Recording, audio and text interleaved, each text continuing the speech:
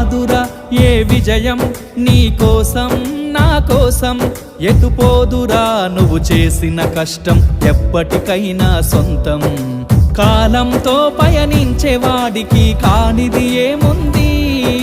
సాధనతోనే సాధ్యమవ్వునని సదాశయంతో సాగర ముందుకు రాదురా ఏ విజయం నీ కోసం నా కోసం ఎటుపోదురా నువ్వు చేసిన కష్టం ఎప్పటికైనా సొంతం